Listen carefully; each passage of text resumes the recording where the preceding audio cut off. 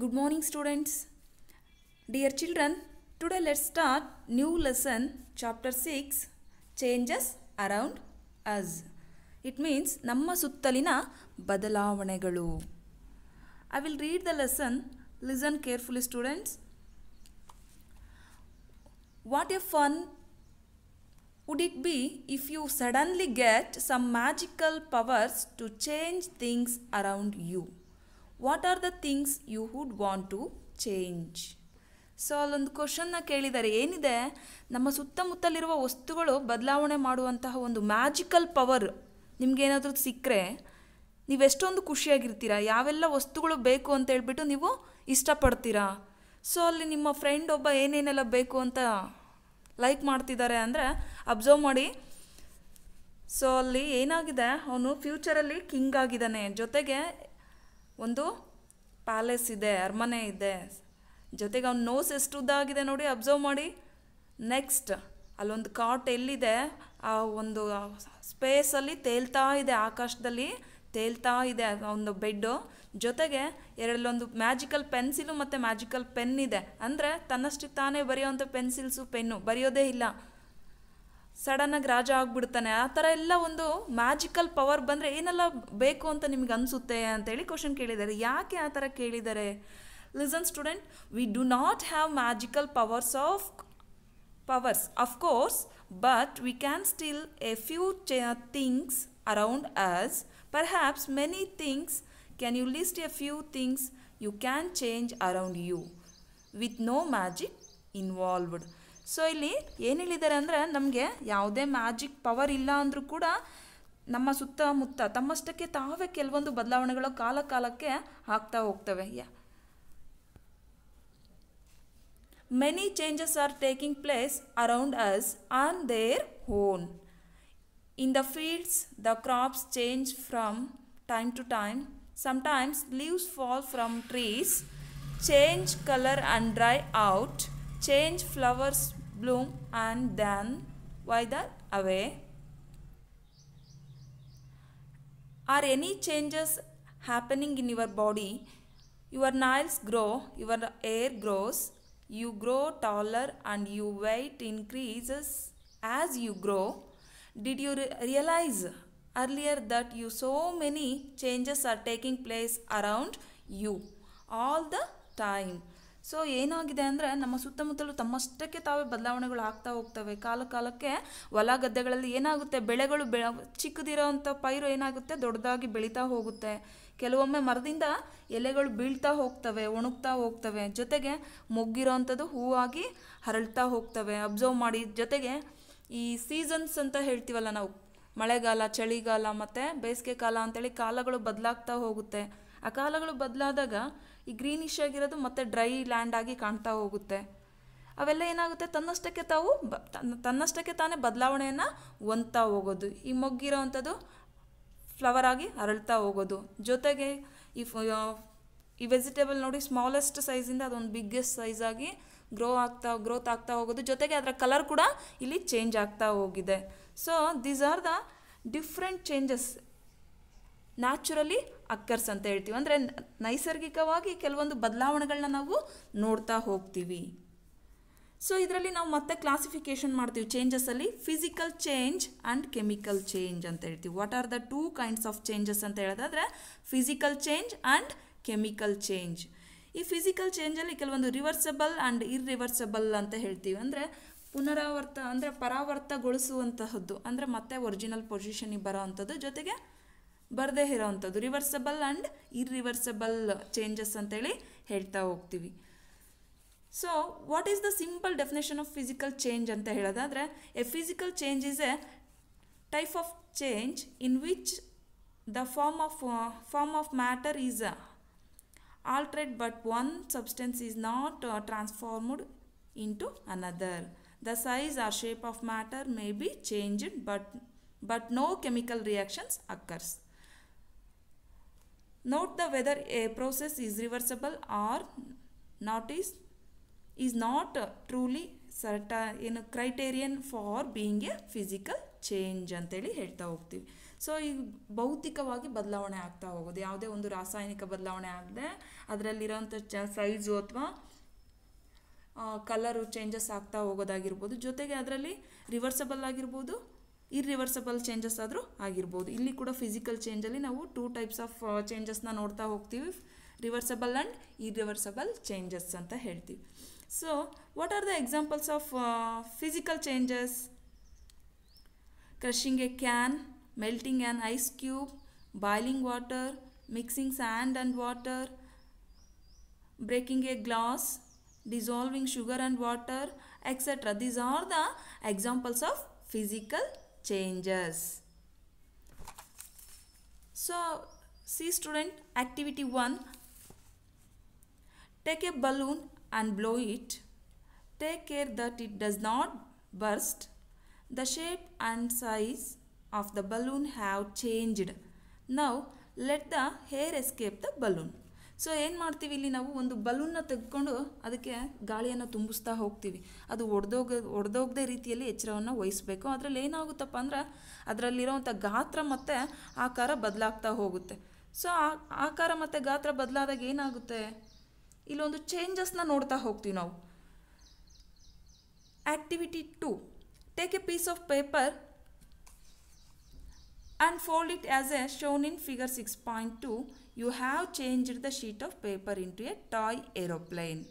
You may have lots of fun in flying this plane once you are tried of it. Unfold the paper again.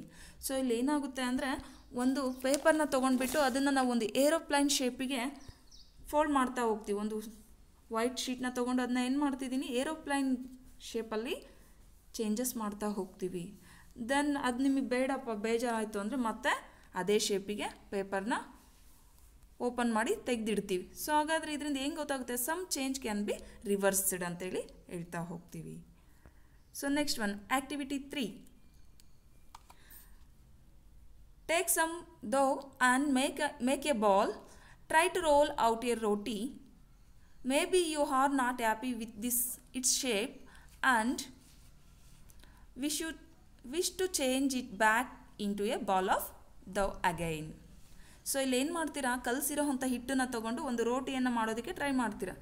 So ಆ try ಮಾಡಿದಾಗ ಏನಾಗುತ್ತೆ, ಆ shape ನಿಮಗೆ ಇಷ್ಟ ಆಗಲ್ಲ, ಆ ರೋಟಿ ಮಾಡಿರೋ ಅಂಥ ಶೇಪು ಇಷ್ಟ ಆಗಲ್ಲ. ಮತ್ತೆ ಏನು ಮಾಡ್ತೀವಿ, ಅದನ್ನು ನಾವು ರೋಲಾಗಿ ಬದಲಾಯಿಸ್ಬೋದು.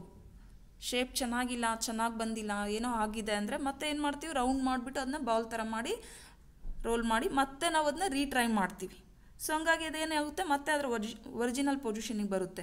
ಸೊ ಅಲ್ಲೇನಾಗ್ತಿದೆ, ಲಿಸನ್ ಸ್ಟೂಡೆಂಟ್, ನಾವು think about 3 changes you observed an activity 1, 2 and 3. ಅಲ್ಲಿ ಆ್ಯಕ್ಟಿವಿಟಿ 3 ಆ್ಯಕ್ಟಿವಿಟೀಸ್ನ ನೋಡಿದ್ವಿ. ಬಲೂನ್ನ ಊದೋದಾಗಿರ್ಬೋದು, ಜೊತೆಗೆ ಪೇಪರ್ನ ಏರೋಪ್ಲೈನ್ ಶೇಪಿಂಗ್ ಮಾಡೋದಾಗಿರ್ಬೋದು, ರೋಟಿನ ನಾವು ಅಲ್ಲಿ ಯಾವುದೇ ಒಂದು ಹಿಟ್ಟನ್ನು ತೊಗೊಂಡು ರೋಟಿ ಮಾಡೋದಾಗಿರ್ಬೋದು. ಅದರಲ್ಲಿ ಏನು ಮಾಡಿದ್ವಿ, ಇಷ್ಟ ಇಲ್ಲ ಅಂದರೆ ಮತ್ತೆ ನಾವು ಅದ್ರ ಒರಿಜಿನಲ್ ಪೊಸಿಷನ್ಗೆ ನಾವು ಅದನ್ನು ಚೇಂಜಸ್ ಮಾಡ್ತಾ ಹೋಗ್ತೀವಿ. So was it possible to get the balloon back to its original shape and size? ನಮಗೆ ಬಲೂನ್ ಬೇಡ ಅಂದರೆ ಆ ಗಾಳಿಯನ್ನು ನಾವು ಹೊರಗೆ ಹಾಕಿದ ತಕ್ಷಣ ಅದು ಮತ್ತೆ ಒರಿಜಿನಲ್ ಶೇಪಿಗೆ ಬರ್ತಾ ಹೋಗುತ್ತೆ. Was the size of the paper same as before the after making an aeroplane? Aeroplane ಬೇಡ ನಮಗೆ ಮಾಡಿರೋದಂದರೆ ಮತ್ತೆ ನಾವು ಒರಿಜಿನಲ್ ಪೊಸಿಷನ್ಗೆ ಪೇಪರ್ನ ನೀಟಾಗಿ ನಾವು ಓಪನ್ ಮಾಡ್ತಾ ಹೋಗ್ಬೋದು. Was it possible to get back the ball of the again? ಆ ಹಿಟ್ಟನ್ನು ಮತ್ತೆ ನಮಗೆ ರೋಟಿಯಾಗಿ ಬೇಡ, ಏನು ರೋಟಿಯಾಗಿ ಮಾಡಿರೋಂಥ ಹಿಟ್ಟು ಬೇಡ, ಶೇಪ್ ಚೆನ್ನಾಗಿಲ್ಲ ಅಂದರೆ ಮತ್ತೆ ಅದನ್ನು ಹಿಟ್ಟಾಗಿ ನಾವು ಮಾಡ್ತಾನೆ ಹೋಗ್ಬೋದು. ಸೊ ಇದು ಪಾಸಿಬಲ್ ಇದೆಯಾ? Yes. Listen student, what do you conclude? In each of the 3 activities it is possible to get back to the material with which we started our activity. If the answer is yes, ಹೌದು ಮಾಡೋದಕ್ಕೆ ಸಾಧ್ಯ ಇದೆ, it means that the changes occurring in these activities can be reversed. Now let us repeat the same activities with a difference. So ಹಾಗಾದರೆ ಕೆಲವು ಬದಲಾವಣೆಯೊಂದಿಗೆ ಇದೇ ಒಂದು ಚಟುವಟಿಕೆಗಳನ್ನ ಮತ್ತೆ ಮಾಡೋದಾದರೆ, ನಾವು ಅದೇ ಆ್ಯಕ್ಟಿವಿಟೀಸ್ನ ಬೇರೆ ಒಂದು ಬದಲಾವಣೆಯ ಜೊತೆಗೆ ಮಾಡೋದಾದರೆ, so observe the student, take a same balloon which you used in activity 1, blow it to its full size and tie its mouth with a string tightly. Next, prick it with the pointed tip of your pencil or it burst. ಅಲ್ಲೇನು ಮಾಡ್ತಾರೆ, ಒಂದು ಬಲೂನ್ನ ತೊಗೊಂಡ್ಬಿಟ್ಟು ಮತ್ತೆ ನಾವು ಗಾಳಿಯನ್ನು ತುಂಬಿಸ್ತಾ ಹೋಗ್ತೀವಿ. Activity 1ನಲ್ಲಿ ಇರೋವಂಥ ಬಲೂನ್ನ ತೊಗೊಂಡು ಏನು ಮಾಡ್ತಿದ್ದೀನಿ, ಏರ್ ಫಿಲ್ ಮಾಡ್ತಾ ಇದ್ದೀನಿ. ಸೊ ನೆಕ್ಸ್ಟ್ ಅದನ್ನು ಒಂದು ದಾರದಿಂದ ಚೆನ್ನಾಗಿ ಕಟ್ಟಿಬಿಟ್ಟು ಒಂದು ಪಿನ್ನ ತಗೊಂಡು ನೀವು ಚುಚ್ಚಿದ್ರೆ ಏನಾಗುತ್ತೆ, ಬರ್ಸ್ಟ್ ಆಗುತ್ತೆ, ಒಡೆದೋಗುತ್ತೆ ಬಲೂನು. ಸೊ ನೋಡಿ, ಅಬ್ಸರ್ವ್ ದ ಪಿಕ್ಚರ್ ಸ್ಟೂಡೆಂಟ್, ಏನಾಗಿದೆ, ಬಲೂನ್ ಬರ್ಸ್ಟ್ ಆಗಿದೆ. ಸೊ ಒಡೆದೋಗಿರೋವಂಥ ಬಲೂನನ್ನು ಮತ್ತೆ ಈ ಒರಿಜಿನಲ್ ಪೊಸಿಷನ್ಗೆ ಬದಲಾವಣೆ ಮಾಡ್ಬೋದಾ, ಚೇಂಜಸ್ ಆಗುತ್ತಾ? ಆಗೋಕ್ಕೆ ಸಾಧ್ಯ ಇಲ್ಲ. Next one, activity 5. Take a same piece of paper which you used in activity 2, draw an aeroplane on it and cut the along its outline. So ಅದೇ ಪೇಪರ್ನ ತೊಗೊಂಡ್ಬಿಟ್ಟು ಒಂದು ಪೆನ್ಸಿಲಲ್ಲಿ ನೀಟಾಗಿ ಡ್ರಾ ಮಾಡಿ ಏರೋಪ್ಲೈನ್ ಡಿಸೈನ್ನ, ಅದನ್ನು ನಾವೇನು ಮಾಡ್ತೀವಿ, ಔಟ್ಲೈನ್ನ ನೀಟಾಗಿ ಸೀಸರ್ ಯೂಸ್ ಮಾಡಿಕೊಂಡು ಕಟ್ ಮಾಡಿದರೆ ಸೊ ಮತ್ತೆ ಅದನ್ನು ನಾವು ಆ ಪೇಪರ್ ಶೀಟಾಗಿ ಮಾಡೋದಕ್ಕೆ ಚಾನ್ಸ್ ಇದೆಯಾ? Then another one activities. Observe the activity 6. Roll out a roti from the ball of dough again and bake it on a tawa. bake it on a tawa. So ಏನು ಮಾಡ್ತೀವಿ, roll ಮಾಡಿರೋವಂಥ ರೋಟಿನ ತವದ ಮೇಲೆ, ಅಂಚಿನ ಮೇಲೆ ಹಾಕಿಬಿಟ್ಟು ಅದನ್ನು ರೋಸ್ಟ್ ಮಾಡ್ತಾ ಹೋಗ್ತೀವಿ. Suppose you are asked the same 3 questions which you answered after activity 3, what would your answer be now? So ಆಗಲೇ ಕೇಳಿರೋಂಥ ಪ್ರಶ್ನೆಯನ್ನು ಪುನಃ ಕೇಳ್ತಾ ಇದ್ದಾರೆ. ಅದನ್ನು ಏನಿದೆ ಫಸ್ಟು 3 ಆ್ಯಕ್ಟಿವಿಟೀಸಿನಲ್ಲಿ ಏನಾಗ್ತು, ಮೊದಲಿರೋವಂತಹ ಪೊಸಿಷನ್ಗೆ ಬದಲಾವಣೆ ಆಗೋದಕ್ಕೆ ಸಾಧ್ಯ ಇದೆಯಾ ಅಂತ ಕೇಳಿದ್ರು, ಹೌದು ಎಸ್ ಅಂತ ಆನ್ಸರ್ ಮಾಡಿದ್ರಿ. ಆದರೆ ಅನದರ್ 3 ಆ್ಯಕ್ಟಿವಿಟೀಸ್ 4, 5, 6 ಆ್ಯಕ್ಟಿವಿಟೀಸ್ನ ನೋಡೋದಾದರೆ we see that the changes which have occurred in the activity 4, 5 and 6 cannot be reversed. You use a pencil and an eraser with repeated use, their shape and size change can we reverse this change. ನೀವು ಮನೆಯಲ್ಲಿ ಪೆನ್ಸಿಲ್ನ ಮತ್ತು ಎರೇಸರ್ನ ಬಳಸ್ತಾ ಹೋಗ್ತೀರಾ, ಅದನ್ನ ಉಪಯೋಗ ಮಾಡ್ತಾ ಮಾಡ್ತಾ ಅದರ ಸೈಜ್ ಏನಾಗುತ್ತೆ, ಕಡಿಮೆ ಆಗ್ತಾ ಹೋಗುತ್ತೆ. ಆ ಪೆನ್ಸಿಲ್ ಎರೇಸ್ ಮಾಡ್ತಾ ಮಾಡ್ತಾ ಮತ್ತೆ ಪೆನ್ಸಿಲ್ನ ಶಾರ್ಪ್ನರ್ ಮಾಡ್ತಾ ಮಾಡ್ತಾ ಅದೇನಾಗುತ್ತೆ, ಚಿಕ್ಕದಾಗ್ತಾ ಹೋಗುತ್ತೆ. ಮತ್ತೆ ಒರಿಜಿನಲ್ ಪೊಸಿಷನಿಗೆ ಅದು ಬರುತ್ತಾ? ಕೆನಾಟ್ ಬಿ ರಿವರ್ಸ್ಡ್ ಅಂತ ಹೇಳ್ತೀವಿ. ಇರ್ರಿವರ್ಸಬಲ್, ಅದು ಮತ್ತೆ ಆ ಬದಲಾವಣೆ ಆಗೋದಕ್ಕೆ ಸಾಧ್ಯ ಇಲ್ಲ. ಇದರಿಂದ ಹೆಂಗೆ ಗೊತ್ತಾಗುತ್ತೆ, listen students, changes in materials ನಾವು 2 ಟೈಪ್ಸ್ ಇಲ್ಲಿ ನೋಡ್ತಾ ಹೋದ್ವಿ, ಇರ್ರಿವರ್ಸಬಲ್ ಆ್ಯಂಡ್ ರಿವರ್ಸಬಲ್. ಸೊ ಇಲ್ಲಿ ರಿವರ್ಸಬಲ್ ಅಂದರೆ changes like melting and dissolving can be changed back again ಅಂತ ಹೇಳ್ತೀವಲ್ಲಿ. ಸೊ ರಿವರ್ಸಬಲ್ ಅಂದರೆ A final substance can be converted back to the original substance without creating any new material. So ಅಲ್ಲಿ ಏನಾಗುತ್ತೆ, ಮೊದಲ ಸ್ಥಿತಿಗೆ ಆ ವಸ್ತು ಮತ್ತೆ ಬದಲಾವಣೆ ಆದ ನಂತರ ಮೊದಲ ಸ್ಥಿತಿಗೆ ಮತ್ತೆ ಬರುವಂತಹ ವಸ್ತುಗಳನ್ನ, ಮತ್ತೆ ಅಲ್ಲಿ ಯಾವುದೇ ವಸ್ತು ಹೊಸ ಒಂದು ಪದಾರ್ಥ ಅಥವಾ ವಸ್ತು ಆಗಲಿ ಕ್ರಿಯೇಟ್ ಆಗದೇ ಇದ್ದರೆ ಅಂಥವನ್ನ ನಾವು ರಿವರ್ಸಬಲ್ ಚೇಂಜಸ್ ಅಂತ ಹೇಳಿ ಕರಿತಾ ಹೋಗ್ತೀವಿ. ಇರ್ರಿವರ್ಸಬಲ್ ಚೇಂಜಸ್ ಎಕ್ಸಾಂಪಲ್ಸ್, ರಿವರ್ಸಬಲ್ ಚೇಂಜಸ್ಗೆ ಏನೆಲ್ಲ ಎಕ್ಸಾಂಪಲ್ಸ್ ಹೇಳ್ಬೋದು, melting ice cubes, you can freezing them back again. ಈಗ ಐಸ್ ಕ್ಯೂಬ್ನ ಮತ್ತೆ ನಾವು ಫ್ರೀಸ್ ಮಾಡಲ್ಲ, ಮೆಲ್ಟ್ ಆಗಿರೋವಂಥ ಐಸ್ನ ನಾವು ಮತ್ತೆ ಫ್ರೀಸ್ ಮಾಡಿ ಐಸ್ ಕ್ಯೂಬಾಗಿ ಚೇಂಜ್ ಮಾಡ್ತಾ ಹೋಗ್ಬೋದು. ಜೊತೆಗೆ ಯಾವುದೆಲ್ಲ ಬರುತ್ತೆ, ಈ ಹಾಲು ಮೊಸರು ಆಗಿರೋ ಅಂಥದ್ದು. Next observe the next one, ಇರ್ರಿವರ್ಸಬಲ್ changes. Irreversible changes means an irreversible change is when something cannot be changed back to its original form. ಅದು ಮೊದಲಿನ ಸ್ಥಿತಿಗೆ ಮರಳದೇ ಇರೋವಂಥದ್ದು, ಬರದೇ ಇರೋವಂತಹ ಸ್ಥಿತಿನ, ಅಂದರೆ ಚೇಂಜಸ್ ಆಗಿದೆ ಮತ್ತು ಆ ಒರಿಜಿನಲ್ ಪೊಸಿಷನಿಗೆ ಮೊದಲಿದ್ದಂಥ ಸ್ಥಿತಿಗೆ ಬರೋದೇ ಇಲ್ಲಪ್ಪ ಅಂಥ ಒಂದು ಸ್ಥಿತಿನ ನಾವಿಲ್ಲಿ ಇರ್ರಿವರ್ಸಬಲ್ ಚೇಂಜ್ ಅಂತ ಹೇಳ್ತಾ ಹೋಗ್ತೀವಿ. In many ಇರ್ರಿವರ್ಸಬಲ್ changes new materials and substances are formed. ಯಾವುದೇ ಒಂದು ಇರ್ರಿವರ್ಸಬಲ್ ಚೇಂಜಸ್ ಆಗಿದೆ, ಅದು ಮೊದಲನೇ ಸ್ಥಿತಿ ಬರಲ್ಲಪ್ಪ ಅಂದರೆ ಅದು ಇನ್ನೊಂದು ಸ್ಥಿತಿಯನ್ನು ತಲುಪಿದೆ ಅಥವಾ ಹೊಸ ಫಾರ್ಮೇಷನ್ ಆಗಿದೆ, ನ್ಯೂ ಸಬ್ಸ್ಟೆನ್ಸ್ ಬಂದಿದೆ ಅನ್ನೋದನ್ನ ನಾವು ನೋಡ್ತಾ ಹೋಗ್ಬೋದು. ಎಕ್ಸಾಂಪಲ್ ಯಾವ್ದು ಹೇಳ್ಬೋದು, ಬೇಕಿಂಗ್ ಎ ಕೇಕ್. ಈಗ ಹಿಟ್ಟಿರೋದನ್ನ ನಾವು ಕೇಕ್ ಆಗಿ ಮಾಡ್ತಾ ಹೋಗ್ತೀವಿ. ಕೇಕ್ ಮತ್ತೆ ಹಿಟ್ಟಾಗೋದಕ್ಕೆ ಚಾನ್ಸ್ ಇಲ್ಲ. You cannot get eggs back once they are baked into the cake ಅಂತ ಹೇಳ್ತೀವಿ. Listen student, observe the picture. Observe the picture student. ಇಲ್ಲಿ ಏನಾಗಿದೆ, ಎಗ್ನ ಬ್ರೇಕ್ ಆಗಿದೆ, ಎಗ್ ಬ್ರೇಕ್ ಆಗಿದೆ, ದನ್ ಮತ್ತೆ ಎಗ್ ಆಗೋದಕ್ಕೆ ಸಾಧ್ಯನಾ? ಇಲ್ಲ. ಸೊ ಅಲ್ಲಿ ಇರ್ರಿವರ್ಸಬಲ್ ಅಂತೇಳಿ ಹೇಳ್ತೀವಿ ನಾವು. ರಿವರ್ಸಬಲ್ ಆಗೋದಕ್ಕೆ ಚಾನ್ಸ್ ಇಲ್ಲ ಇದು. This is the example for irreversible or cannot be changed ಅಂತ ಹೇಳ್ತೀವಿ. ಮತ್ತೆ ಅದನ್ನು ನಾವು ಮೊಟ್ಟೆಯಾಗಿ ಮಾಡೋದಕ್ಕೆ ಸಾಧ್ಯ ಇಲ್ಲ, ಒಡೆದೋಗಿರೋ ಅಂಥ ಮೊಟ್ಟೆಯನ್ನು. This is the example of ಇರ್ರಿವರ್ಸಬಲ್ change. Next one example, another example. So ಇಲ್ಲಿ ವೀಟ್ ಇದೆ, ವೀಟ್ ಏನಾಗಿದೆ, ಫ್ಲೋರ್ ಆಗಿದೆ, ಹಿಟ್ಟಾಗಿದೆ. ಮತ್ತೆ ಅದು ವೀಟ್ ಆಗೋದಕ್ಕೆ ಚಾನ್ಸ್ ಇದೆಯಾ? ನೆವರ್, ಇಲ್ಲ.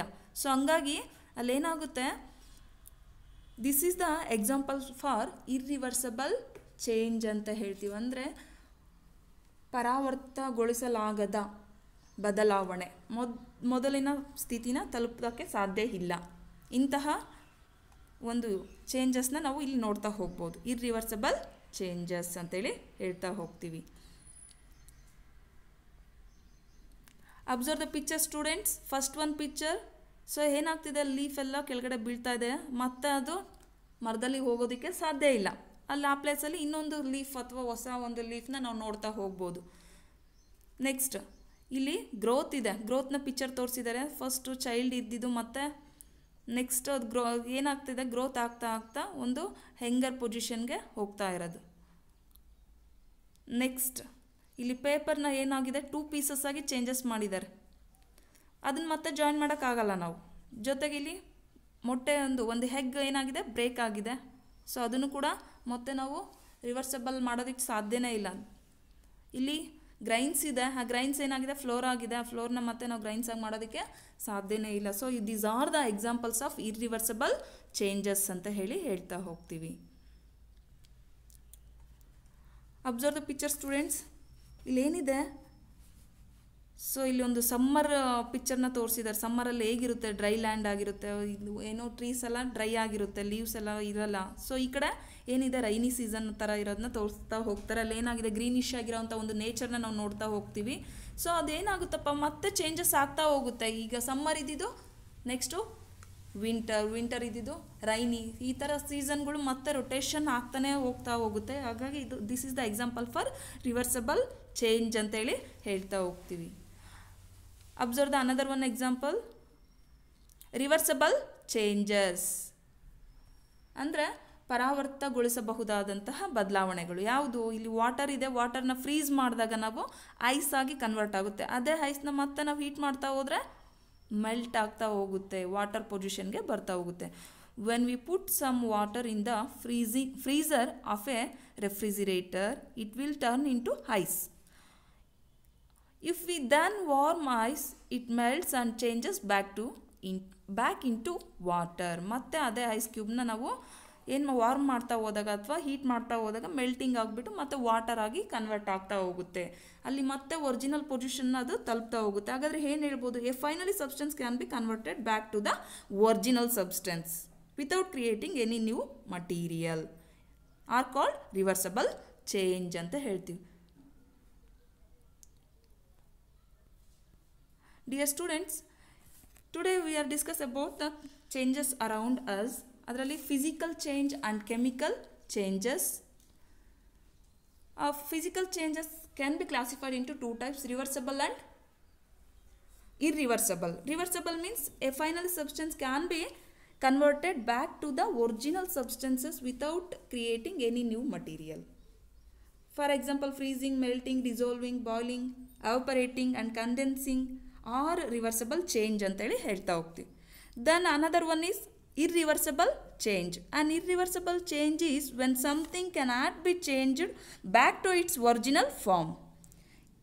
ಇನ್ irreversible changes new materials and substances are formed ಅಂತ ಹೇಳ್ತೀವಿ. So now end of the class. Thank you.